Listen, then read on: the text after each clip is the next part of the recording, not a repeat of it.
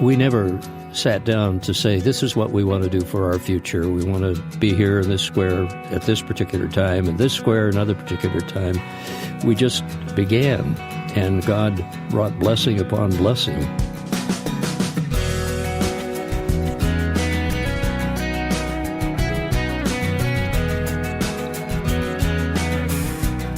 His voice has been and is one of the best-known voices in Christian radio. Hall of Fame broadcaster Al Sanders will tell us his story today on First Person. Hi, everyone, and welcome to today's interview, one that I've looked forward to for many years. After listening today, if you'd like additional information about our weekly program or today's guest, please visit us online at firstpersoninterview.com. Again, that's firstpersoninterview.com. Or connect with us on Facebook, facebook.com/firstpersoninterview. Not just as a voice, Al Sanders has been providing innovative leadership in Christian radio for well over 50 years. Programs like Focus on the Family, Insight for Living with Chuck Swindoll, Johnny and Friends, Breakpoint, and many, many others are all due in part to the genius of Al Sanders. Plus, he's been the anchor voice on many of those programs. He's the author of I'm Trying to Number My Days, but I'm Losing Count, which gives you insight into the personality of Al Sanders. He sat down with me recently in his studio in California to talk about his long career, and we began by talking about the first time he was bitten by the radio bug. My first opportunity in radio was in junior high. They were going to produce a special program. We had, at that time, during World War II, some exchange students who had come over from Netherlands, as I recall. And I said, I'd like to produce that program. And I think I was 13. And so we did it. We went down to the radio studio to present it. And then the teacher came to me and said, I have some bad news for you. They like the program, but they don't like the host. They said his voice is not suitable for radio. And I'd always wanted to be in radio since, I suppose, 7 or 8 years of age. That must have been devastating. It was devastating. And so after that, I began reading into a supposed microphone and trying to improve my voice as best I could. And that's how I got started. Well, radio in that day, too, was in its golden age, really. It really was. In fact, I had in my room all of the schedules for the different networks at that time. I don't think there was the ABC Blue Network, but we had CBS, Mutual, and NBC, and I knew when all of those programs were coming on. And being in California, we could hear the eastern release of those programs over KOB Albuquerque or KOA Denver, or even WLS, if you were very fortunate. In Chicago, there wasn't the on-air clutter that there is That's now, right. so those stations carried a long ways, yes, didn't they? Did. Yeah. They sure did. Did you have someone you emulated? I liked some of the big-time announcers in Hollywood, the Niles brothers, Wendell and Ken, Harry Von Zell, and people of that ilk, Jimmy Wallington. Names that I'm sure are forgotten long ago, but who meant a lot to me as I listened to their style and how they did it. Isn't it interesting how we hear people and then we start to begin to sound like them in a sense, right? That's probably not a great idea, but it did help me to try to hone out my own place in the field of announcing. Yeah. So you grew up in California. We did, Santa Barbara. In a Christian home? Yes. My father was a volunteer pastor. He also worked for the gas company, digging ditches, and he didn't take any money from the church, but that was all given to mission. So that was my background. And at times I was embarrassed that, first of all, he had to be a pastor, and secondly, that he didn't get any money for it. And I decided I didn't want to go into Christian ministry. I wanted to go into show business. And that was my desire until Uncle Sam changed that when I was 18. So you served during the war? Yes, in the Merchant Marine. All right. And where did that take you?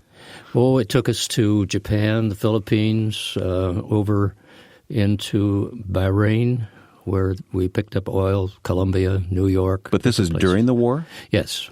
Places like Japan, the Philippines? Well, just after the war for Japan. Okay, I was going to say those were pretty hot spots. We were on a troop ship carrying 5,000 or 10,000 troops to replace those that were already in the Philippines and needed to come home. Tell me you got to be the PA announcer on the ship. No, I got to scrub the decks, though. When did you come to Christ? When did Christ come into your life? And I know growing up in a Christian home, maybe it's not a definable moment, but... Well, I think it was a definable moment. In fact, I shared this just recently at the death of my older brother. I was in his presence when he died just a few weeks ago.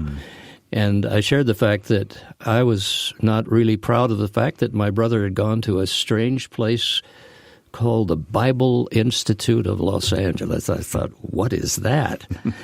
And I determined that I was going to live anywhere I wanted to live because I no longer was responsible to my parents.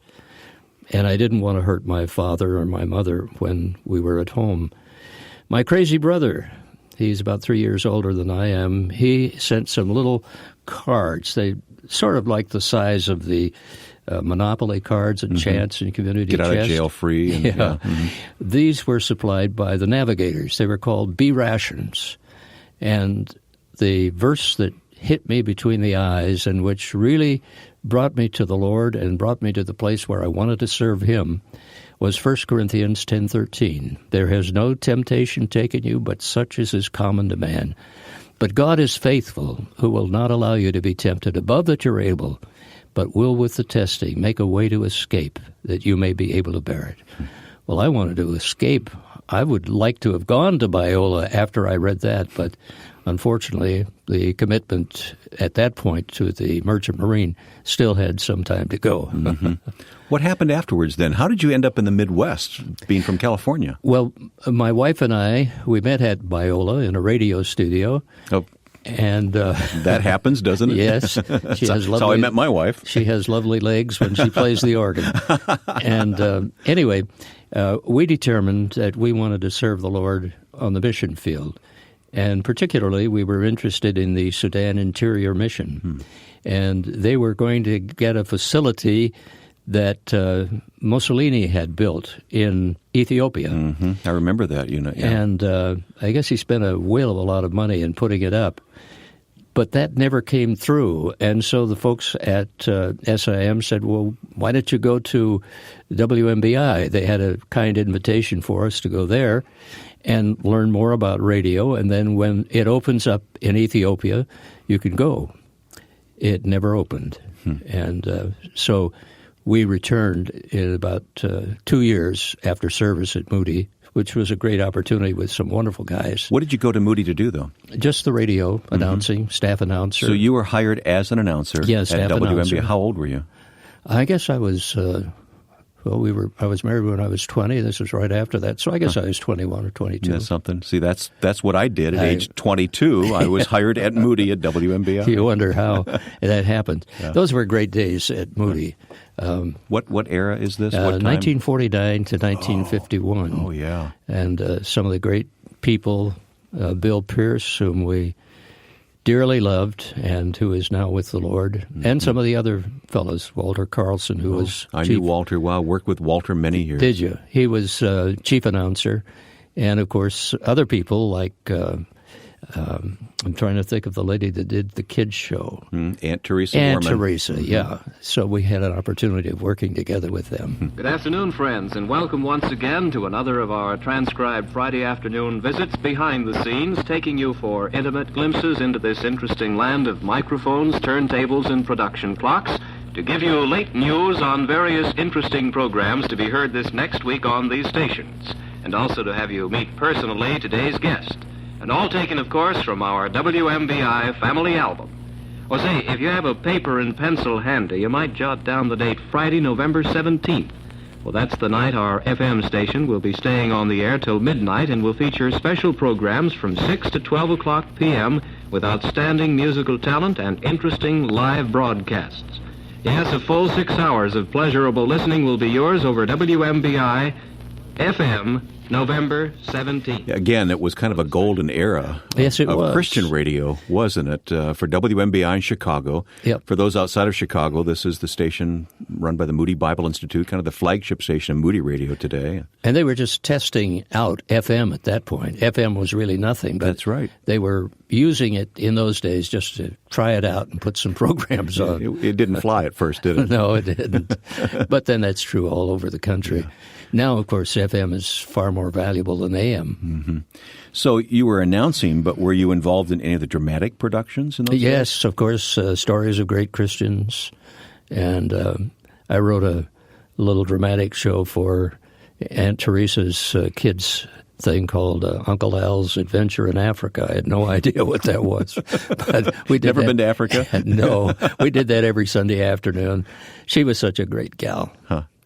Know the legacy of Aunt Teresa and often walk into that studio, which I'm sure you realize looks much the same today. Does it really? As it did in that era. Wow. The same wall treatment, the same doors, sound lock doors and everything. So that's fun. It's a marvelous place. Yeah. So any particular Stories of Great Christians episodes that you recall? Oh, there were, they go all the way from the French lady, Madame Guillon, to the great missionaries here in the United States and other missionaries. Joyce Blackburn, at that point, was the producer of the shows, and she taught me how to read poems. I had never known how to read poetry before, and she was the one that gave me a love for poetry. We'll continue talking with Al Sanders about his years in Chicago and beyond, coming up on today's edition of First Person. There's plenty of sad and terrible news coming every day from the countries of the former Soviet Union. Street children, a high teen suicide rate, orphans and broken families. However, this summer, thousands of children and youth will be invited to attend a summer camp sponsored by Russian Ministries, where they will not only have the time of their life, but they'll hear the gospel and perhaps have their life changed forever. If you'd like to have a part in sponsoring a child to camp this summer, please visit firstpersoninterview.com and click on Russian Ministries. My guest on First Person is Al Sanders, a legendary radio voice in Christian radio. You may not recognize the name, but you certainly recognize the voice, and that's true of a lot of people through the era of radio.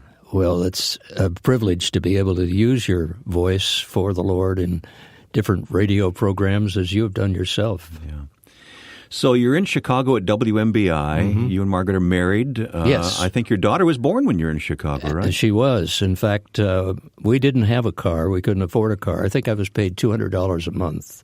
You get what, $300? Oh, yeah, $325 on a good month. So we arranged with the other fellow announcers that whenever it was time for Margaret to go to the hospital, they would stand ready. Just give us a phone call. We'll come. We were 5200 South, just by the outer drive. And so the fellow who came down, drew that responsibility, was the sound effects man, Johnny Mendel. And then the fellow who drew the response to take us home was Bill Pierce in his Studebaker that looked like it was coming and going. Very snowy day. It was February back in 1950. Most days in February in Chicago are snowy. I'll attest to that. What about after Moody then? My father had just died, and I thought, I need to go back to California, maybe go to the university and study more in radio, and let's make the change and go back. I didn't get a chance to go back into the university. I immediately started at a radio station in Santa Barbara, and that was too good to give up. So that's where we landed, at least for a year. And then we received 2 calls. One was from the head of announcing at ABC, Dresser Dahlstedt, and the other was from a gentleman, and Margaret and I laughed about this for the night, I think, after he called, Dr. Samuel H. Sutherland, president of Biola, asking if we would come back and head up their radio ministry. And, of course, that's what we did. Was the Biola Hour in production then, or did you start that? No, it was in production then through the magnificent ministry of Dr. Louis T. Talbot. Okay. And it was called at that time the Bible Institute Hour. And then, of course, it got down to just simply the Biola Hour. And we did that for about 17 years. Uh-huh. You actually had an office right at Biola? Yes. And produced the program? We did. Mm-hmm. And then I think most people may recognize your name and your voice because of Insight for Living with Chuck Swindoll. That's correct. That was one of those turning points in Christian radio, wasn't it? Talk about that experience, everything that led up to the creation of that. Well, we were living in Florida at the time, producing the Day of Discovery television program for Radio Bible Class, which those 15 years were the best 15 years of my life.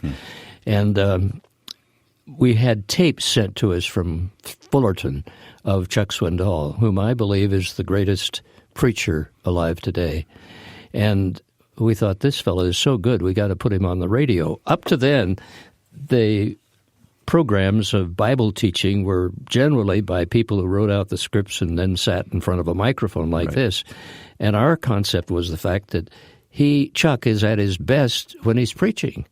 And why not just edit that down and release that? It seems like such a common sense approach to Absolutely. us now, but it was radical, wasn't it? It was somewhat radical, and several other programs came along, and I think several other programs could have even been made better if they had gone with the original recorded material rather than trying to dress it up and read it from a studio. It's completely different in an isolated studio looking at a microphone than in front of faces in a church. Yeah, that's right. The energy, everything is right there and is exciting to capture. So you had this idea.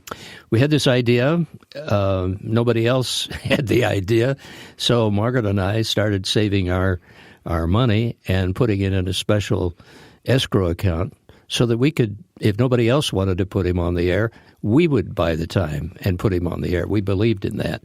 But one of our other clients at that time was the Foundation Press. They are the publishers of the New American Standard Bible. And I said, well, why not marry the two? So that when Chuck began in radio, it was called the New Standard for Living. I was a program director in those days. Oh, really? I recall the original idea coming to pick up this program called New Standard for Living. Well, you can't miss with Chuck. I'm sure you have interviewed hundreds of other ministers, but Chuck, in my way of thinking, combines expository preaching along with how to put it into practice in everyday living. Did you have to convince him that your idea was a good one? Yes, he thought I was crazy. And then I began to think I was crazy. But once it went on the air, and the first day, I guess it was a day or two later, that we started getting mail in the mailbox. And Chuck said, what is this all about? We were surprised that there were so many people out there hungry for the exposition of Scripture. So you syndicated the program right away. Yes. You formed a company. Yes. Ambassador Advertising. No, I had formed that company many years previously. Oh, okay. I formed that company about 52 years ago. Oh, I didn't know that. We started by representing Biola. That's how the whole ministry began. Okay. And then we represented a couple of other programs. But Chuck was kind enough to allow us to put the program on the air. I think we started with about 18 stations, and that's how it all began. And the response was immediate. Immediate. It's just overwhelming to realize how many people there are out there who are so desperate for the application of the Scriptures, not only the exposition, but the application. What's it like to have birthed an idea like that, and it's still producing fruit today through its ministry? Well, I would say it feels like the Apostle Paul, who declared, I being in the way, the Lord led me. That's really what happened. Same thing with Jim Dobson, Focus on the Family. And yeah, we're leaving Johnny out so Erickson. much, aren't we? Yeah, Johnny and Friends. Johnny and Friends. Heard you there for many years. She's next to my wife and our two girls. She's the most wonderful woman in the whole world. We love her. Well, Al, we've talked a lot about radio today, and I hope listeners understand the inside baseball kind of conversation here today. But I just want you to think over the life that God has given to you. You know, Proverbs 16:9 says, a man plans his way, but the Lord directs his steps. I'm sure you found that Exactly. to be true. Talk to me about what it's meant to serve the Lord the way you have and done the things that you've been able to do. We never sat down to say, this is what we want to do for our future. We want to be here in this square at this particular time, and this square another particular time. We just began, and God brought blessing upon blessing, especially in the development of Ambassador, with programs coming to us entirely different than the situation is today when there are so many platforms of listening. So we just were there, and God moved it along one by one. Anything through those years that just surprised you or caught you unaware that I didn't know that's what you wanted, Lord? I suppose the most difficult thing for me and also my wife was when we were about to open up a branch office in Philadelphia.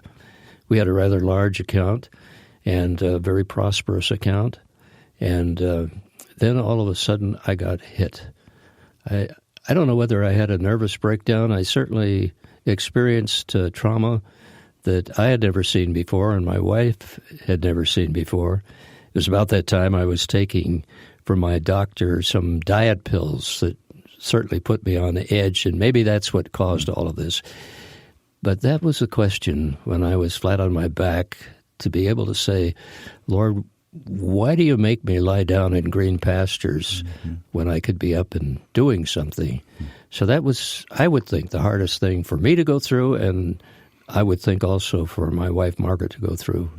We've been married, by the way, next year will be 65 years. So congratulations. Thank you. I know how delightful she is to you and to all of us, so exactly. We really appreciate both of you. For the person who's listening and they have a dream, an idea, they feel the Lord wants them to, but they don't know how to go about it. You've been down many roads like that. I would encourage them, first of all, to get some advice from seasoned travelers who have already been on the road. A lot of people have a dream, and they think that God has blessed them with that dream. Perhaps He has. But there's so many different dimensions of the dream, not the least of which is, how is it going to be funded? How is it going to be made a reality? So before you launch into something, first of all, examine all of the avenues that are necessary to make it happen, and get some good ideas from other people as to, do you really have what it takes? You may have been telling you something, or somebody may have been telling you that you're the best thing since sliced bread, but make sure that it is really the Lord's will as you pray it through. Any regrets for how you've spent your life thus far? Oh, you didn't tell me that was going to come up. I don't think so. As I said earlier, the thing I enjoyed most was working for Radio Bible Class and a man by the name of Richard DeHaan. Oh, of course. He was just the most wonderful person I've ever worked for. He never told me once, Al, I don't want you to do that on the camera, and I don't want that song. He just said, here, you do it. And that relationship, which lasted for 15 years, is the most wonderful experience that I can look back on. That was a gift, wasn't it? It really was. I would have done it whether they paid me or not. It was so much fun. Good thing you didn't tell them that. That's right. Well, what a delight to sit down and talk with Al Sanders. For people like myself who are in radio and announcing specifically, Al has been the gold standard. He's a member of the National Religious Broadcasters Hall of Fame, a well-deserved honor, and we pray for many more years of fruitful ministry for both Al and his wife, Margaret. As we mentioned, the company which Al began in 1959 to help the Biola Hour is thriving today. Ambassador Advertising is under the leadership of daughter Peggy Campbell and son Jim Sanders. Many of the radio programs you enjoy on this station are here, due in part to their ministry. For more information about Al, please visit our website, firstpersoninterview.com. And there are some great photos taken through the years that we'll put on the Facebook page, and we'll put some additional audio files there on Facebook as well. You'll find us on Facebook at facebook.com/firstpersoninterview.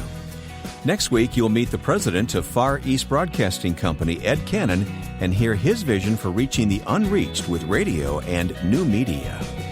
Now, with thanks to my friend and producer Joe Carlson, I'm Wayne Shepherd. Join us at the same time next week for First Person.